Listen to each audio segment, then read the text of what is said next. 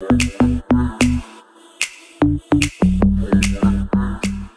est 8h45, passé même. Je suis censée être debout depuis 8h30. C'est hyper dur, franchement, c'est horrible. J'ai mal aux yeux, j'ai mal à la tête. Je suis morte, je suis épuisée. Hier, impossible de m'endormir. Impossible de m'endormir avant tard. Hein. Je pense que j'ai dû m'endormir vers 4h. Je suis morte. Je suis vraiment morte de fatigue là.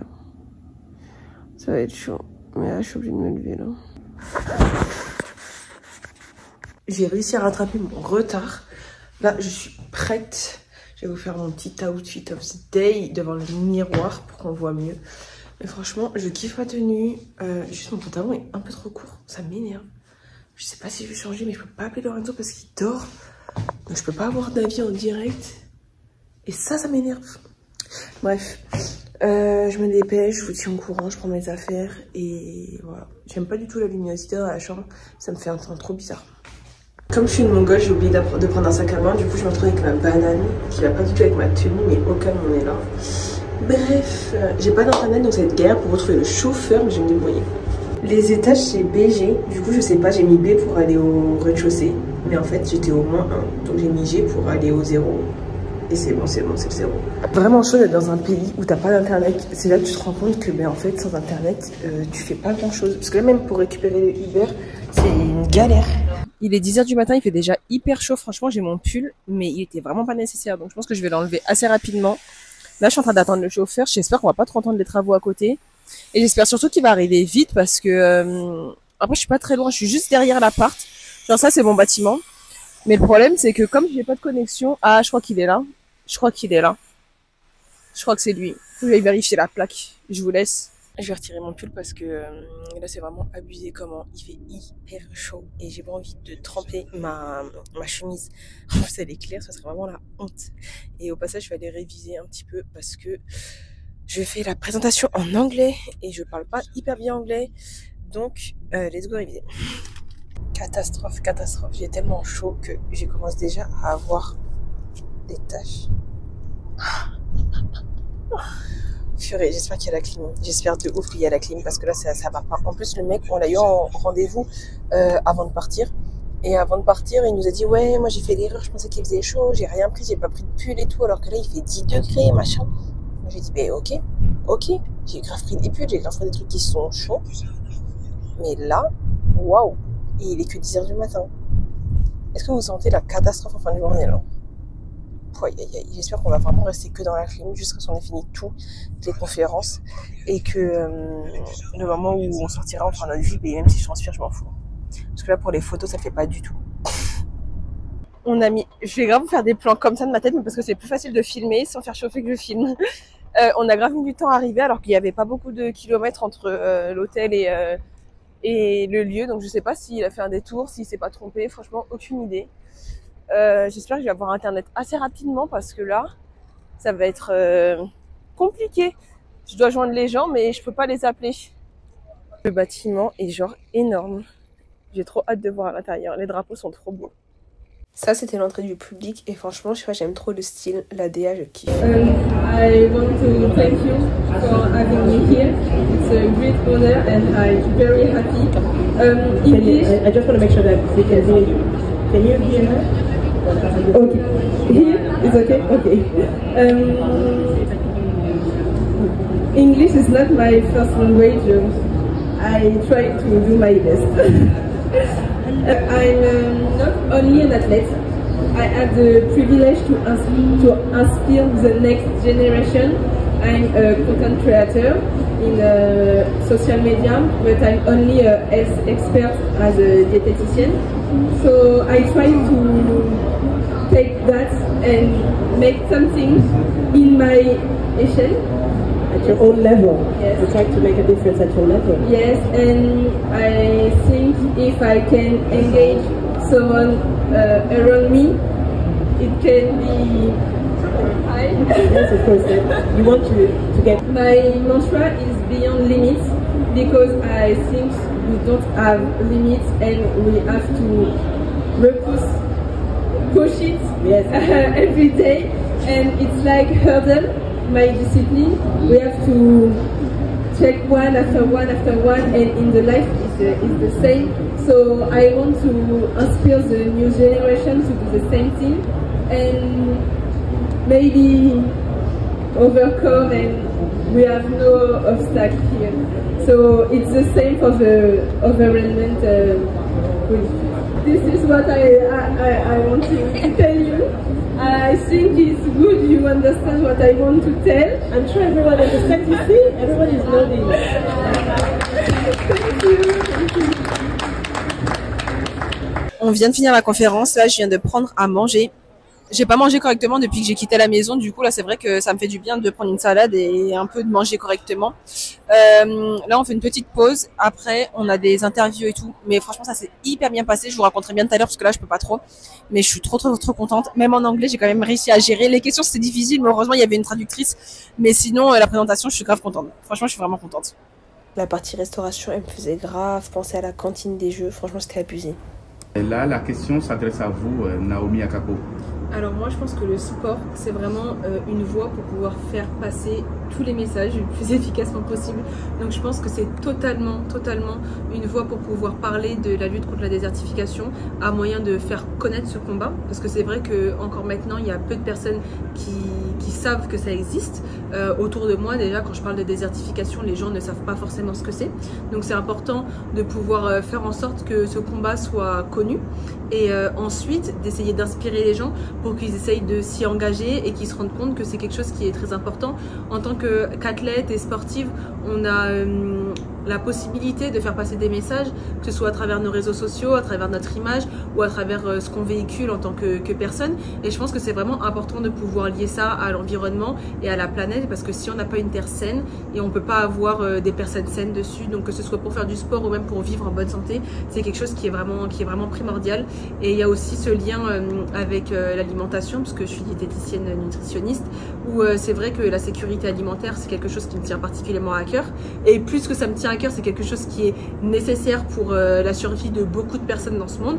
Donc quand on parle de désertification, on parle aussi de leur sécurité alimentaire, parce que quand les sols ne sont pas sains, c'est compliqué de pouvoir avoir une bonne alimentation. Je tiens quand même à dire que c'était magnifique, franchement c'était vraiment trop beau. Le stand de la Côte d'Ivoire pour moi c'était un des plus beaux, franchement ils ont trop investi, c'était trop bien. Petit goûter de spécialité marocaine. Recoucou la team, bon vous le comprendrez à ma position, il y aura un update tout à l'heure mais pas maintenant, je viens de rentrer, je suis tellement épuisée, j'ai besoin de dormir. Genre là je suis rentrée, je me suis lavé les mains, je me suis déshabillée, je suis au lit. Et voilà, là faut juste que je ferme mes yeux, j'en peux plus, il me brûle depuis tout à l'heure, j'ai tellement mal aux pieds aussi. Enfin bref, là vraiment, waouh, je suis KO technique. Donc je vais me reposer et ensuite je viens vous faire un petit débrief de la journée. Coucou la team, là on est au deuxième jour, je suis prête, j'attends le taxi. J'ai complètement oublié de vous faire un débrief hier. Après je pense que c'est pas hyper grave parce que comme j'ai des vidéos d'un peu de la journée, bah, vous aurez pas forcément besoin de débrief pour comprendre ce qui s'est passé. Et franchement j'étais trop KO quand je suis rentrée, que j'ai fait la sieste, je sais même plus quelle heure il était, je crois qu'il était 16h. Je me suis réveillée, il était 20h30, quelque chose comme ça. Donc franchement j'ai pas grand chose d'autre à raconter dans ma soirée à part qu'après j'ai mangé. Et voilà. Là on va aller rencontrer l'ambassadeur du Togo ici en Arabie Saoudite et le conseiller du ministre de l'Environnement que j'ai vu hier. Donc on a rendez-vous avec eux ce matin. Et ensuite, on va enchaîner avec conférence sur la désertification. Mais cette fois-ci en français. Donc franchement, ça c'est vraiment carré. Parce que moi, je vais pouvoir m'exprimer comme je le souhaite et il n'y aura pas de problème. Et après, il y a un autre truc. Mais je sais pas encore si on y participe ou pas. Je sais pas trop. Donc je vous dirai, je vous tiens au courant au fur et à mesure de la journée. Et voilà. En tout cas, ici, il fait hyper chaud. Là, je me suis mis un peu au soleil, mais un peu à l'ombre pour filmer. Je transpire là déjà. C'est vraiment abusé. Là, mon corps, il a plus l'habitude. Mais c'est bien, ça fait plaisir. Genre, je préfère 1000 fois la chaleur comme ça que comment il fait en France en ce moment. Voilà. Bah, je vous fais des gros bisous et à tout à l'heure. Alors là, je me prépare pour faire la présentation. Mais avant que ça commence, je suis rapidement allée aux toilettes parce que j'ai pas trop envie. Mais je me dis, j'ai pas envie d'avoir envie de faire pipi au milieu du truc alors que ça dure 1 heure. Et mais bonjour, comment expliquer en anglais toilette? Je me rappelais plus du mot, du coup je dis VC, double VC, ça comprend pas. Je dis bathroom, Et genre le mec il comprend pas. Et après quand je dis bathroom il réfléchit et tout. Il me dit ah double VC. Je dis yes. Il me dit toilet. Et il monte sur un truc qui avait écrit un panneau. Je dis yes. Et là il m'a indiqué. Mais purée mais la galère pour se comprendre alors que je disais le bon truc. Mais ça mon problème c'est que la manière dont je parle anglais, genre je dis les bons mots, je dis les bonnes phrases, mais je dis tellement mal que les gens ils comprennent pas. Ils comprennent pas. C'est-à-dire qu'au final il y a des moments où je dis quelque chose et après la personne ne comprend pas. Je vais sur Google Traduction où je l'écris et j'écris la même phrase et là la personne elle comprend. C'est vraiment abusé. J'ai réarrangé un petit peu ma coiffure et là c'est parti. Je suis KO technique purée mais vraiment je suis trop fatiguée. Après en même temps c'est bien fait pour moi parce que j'ai dormi à 3 ou 4 heures du matin, je sais plus. Là vraiment là cette semaine elle est tellement pas reposante mais en même temps elle est tellement bien. Enfin franchement j'ai trop de trucs à vous raconter mais là tout à l'heure j'ai vu du coup l'ambassadeur togolais ici avec le conseiller du ministre de l'environnement. Ça s'est hyper bien passé. On va pouvoir essayer de mettre à bien nos projets avec les associations au pays, notamment l'association APVIA dont je vous parlerai mieux. C'est une association que je soutiens et on va pouvoir mettre en place des actions. En plus si avec nous on a le gouvernement qui peut nous faciliter les choses, bah c'est vrai que ce sera plus facile de pouvoir monter les projets avec les Nations Unies, trouver des financements etc. Donc c'est vrai que franchement c'est incroyable, genre là tout se passe trop bien. Maintenant faut le faire, ça va être difficile de le faire mais on est vraiment sur la bonne lancée. Je suis trop heureuse. Vraiment je suis trop heureuse, tout se passe bien et j'ai trop hâte de voir comment les choses avancent et la suite. Mais en tout cas c'est vraiment top, c'est trop bien, c'est un trop bon événement, je suis trop contente. Ok là-dessus là c'est critique. J'ai déchiré mon pantalon dans le taxi. C'est-à-dire que là je suis obligée de mettre un sac parce que j'ai les fesses dehors. Mais comme je dis les fesses dehors, c'est vraiment il y a un trou, il va jusqu'à devant mon trou. Et maintenant c'est quoi? On est en Arabie Saoudite donc je vais même pas faire genre en France, vas-y petite jean déchirée. Non. Là il faut pas qu'on voit 1 cm de ma peau. Donc on est en train de marcher pour aller dans le mall. Sauf qu'il faut bien y arriver au mall, donc là c'est vraiment la galère. Il m'arrive toujours des problèmes mais là c'est vraiment abusé. Là je rigole mais en vrai je suis vraiment pas à l'aise. Voilà, on vous raconte la suite de l'aventure tout à l'heure. La déco du restaurant où on a mangé le soir, elle était vraiment incroyable. Franchement j'ai vraiment trop aimé. Je trouvais que c'était grave authentique et j'ai grave kiffé. Franchement je trouve ça trop bon, vous me donnerez votre avis mais moi j'ai kiffé. En plus la bouffe était tellement bonne, franchement je me suis cassé le ventre, mais vraiment cassé le ventre en majuscule. Mais j'ai trop aimé. Bon cette journée improbable elle continue. Maxime il a bloqué la porte d'entrée. Il a pas réussi à rentrer le code. Je sais plus si c'est 2 fois ou 3 fois, j'en sais rien, mais la porte est bloquée, ça fait 5 minutes. Vraiment ça fait 5 minutes qu'on attend. Et arrête de t'approcher, elle veut pas de voix. Et la porte elle veut pas s'ouvrir. La porte ne veut pas s'ouvrir. Ok, est-ce que là c'est bon? Oui, c'est bon. Tu vois, la technique elle marche tout le temps. Mais moi j'ai pas de mal à le faire. Hein.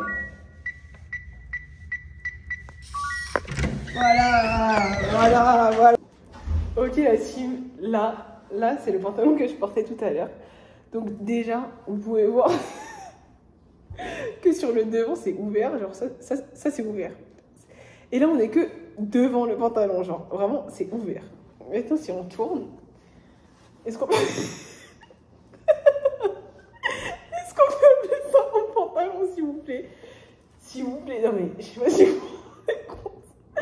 vous vous rendez compte du trou. Je sais pas si ça va bien se voir avec les motifs et tout, mais c'est catastrophique. Vraiment c'est catastrophique. Non mais j'ai vraiment les fesses dehors, Non mais franchement, je vous jure, mais il y a vraiment qu'à moi qui arrive des trucs comme ça. Il y a toujours des trucs improbables qui m'arrivent. Au final, j'ai acheté un autre pantalon. Je vous montrerai après parce que là, j'ai pas envie de me lever. Il est vraiment magnifique. Il est un peu trop grand. Mais j'ai essayé le 36. J'étais un tout petit peu serrée. J'ai dit non, c'est mort. Je recraque pas le truc en m'asseyant dans le taxi. Donc voilà. Après, j'avoue. C'est un peu de ma faute parce que comme je suis dans le taxi, au lieu de me comporter comme une dame, et je me suis comportée en sauvage et j'ai voulu enlever mes chaussures parce que j'avais dans le pied. Et au lieu de lever doucement ma jambe, j'ai vite jeté ma jambe. J'ai vite fait comme ça avec ma jambe pour enlever ma chaussure. Et quand j'ai levé ma jambe comme ça Ça s'est déchiré, mais vraiment le bruit. Et je me rappellerai toute ma vie, je pense. C'était vraiment trop drôle. Naomi Akakpo is a Togolese sprinter and 100-meter hurdler who symbolizes the values of the Olympic spirit. She gives her best to overcome the obstacles in life and on track. And Naomi has no other limit than the sky. That's what she says. As a nutritionist, Naomi wants to impact her generation and beyond. And she wants to help the community to eat better and also to make a better use of land. Naomi, it's now time to receive your award from Zenia Scanlon. Congratulations. Naomi, so as I said, is the food security champion, the Sports for Land food security champion. I want to thanks Asma and Jiske for being here with me. We are all together for the same goal, and I think, I hope, we get to pass our message to you, and now we can understand why sport and desertification are linked, and maybe if some dirigents are here, we can make action with sport and desertification in our country. So I very hope you understand us and you listen to us, because I know it's difficult because our English is not good, but thank you for being here, and I'm very happy and honored for me to be here today. Thank you very much. Je n'ai jamais rencontré des volontaires aussi gentils, à part ma chouchou des jeux. C'est vrai que j'ai pas filmé.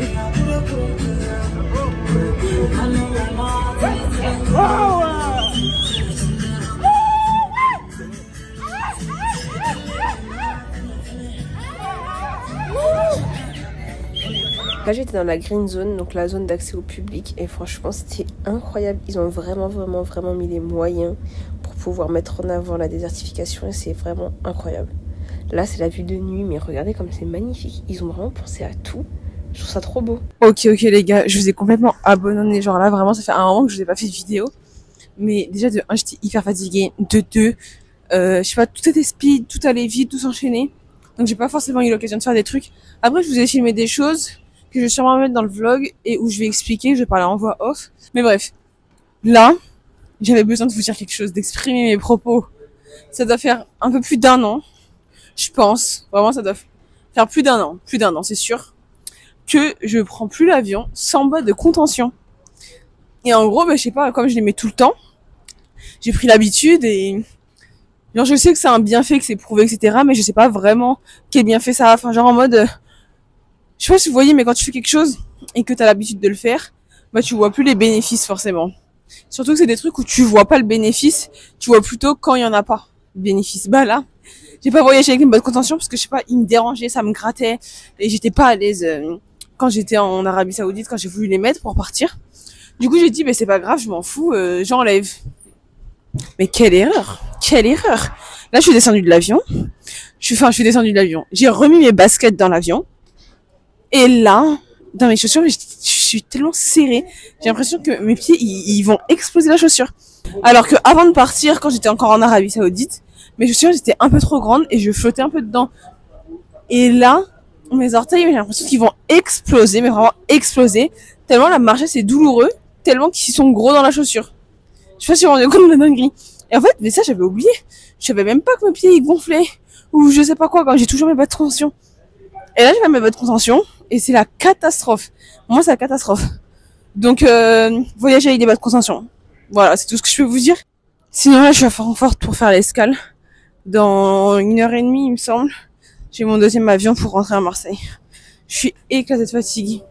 Je vous jure, je suis tellement fatiguée, mais tellement fatiguée. Mais bon, ça va le faire. Un autre problème aussi. Là, j'ai pas mes lunettes parce que en gros, quand je suis dans l'avion, je mets mes lunettes dans mon sac à dos parce que j'ai peur de les oublier ou de les casser ou bref. Peu importe. Ça me tue parce que j'ai tellement parlé anglais que là, j'allais caler un mot en anglais.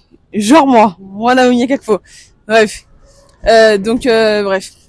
Et en gros, quand je suis sortie de l'avion, j'y ai pas pensé parce que j'ai la tête dans le cul et je vais pas vous mentir, c'est pas ma priorité. Sauf que là, les gars, je vois rien. Et quand je vous dis je vois rien, les panneaux lumineux, les trucs, tout, c'est tellement flou que là, je vous montre un endroit. En gros, là, devant, il y a des panneaux. Bon, là, mon téléphone, j'ai la flemme de nettoyer la caméra. Mais, normalement, je suis censée voir. Et ben, je vous jure, je sais que c'est ABCDE, blablabla, parce que, bah, je connais, mais c'est tout flou. Genre, c'est tout flou. Là, c'est encore flou, c'est encore flou, c'est encore flou, c'est encore flou. Et encore dans la caméra, je trouve qu'on dirait que c'est plus loin que ça l'est en vrai. Parce qu'en vrai, c'est vraiment genre gros, et c'est vraiment des grosses lettres. Et ben, je vois flou, genre, jusqu'à en étant proche. Là, je suis proche, et je vois toujours pas bien. C'est vraiment catastrophique. Déjà, de base, j'ai pas une bonne vue. Mais là, avec la fatigue, je pense que ça aggrave de ouf. Bref, je vous raconte ma vie plus tard. Je trouvais ça grave. Bon, par contre, j'avais pas écrit en français, j'étais dégueu. Ok les gars, je viens de passer à la sécurité. Déjà, ils ont un nouveau truc, c'est pas juste tu passes tout droit, c'est en gros, t'avances, tu t'arrêtes au milieu, tu lèves tes mains en l'air et il y a un scanner qui passe genre autour de toi. Et déjà, moi, ça, je savais pas.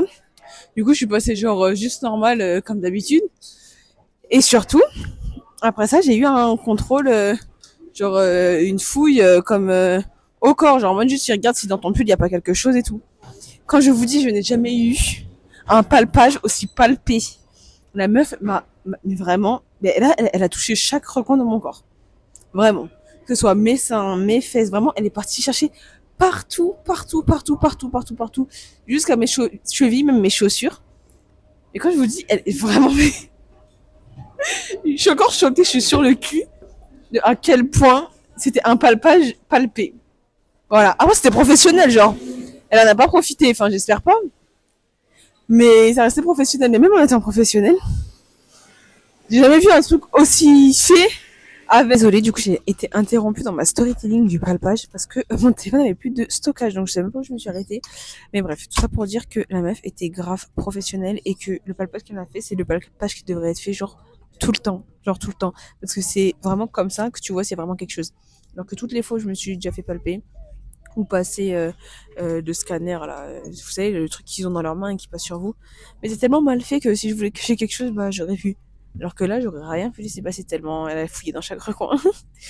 Bref, je garde le peu de stockage qui me reste et là, on va pas tarder à partir pour Marseille. J'espère vraiment que je suis toute seule sur un siège de 3, comme ça je peux dormir, mais vraiment par pitié, par pitié. Oh damn, la température, je vais crever. Il fait trop froid, wesh.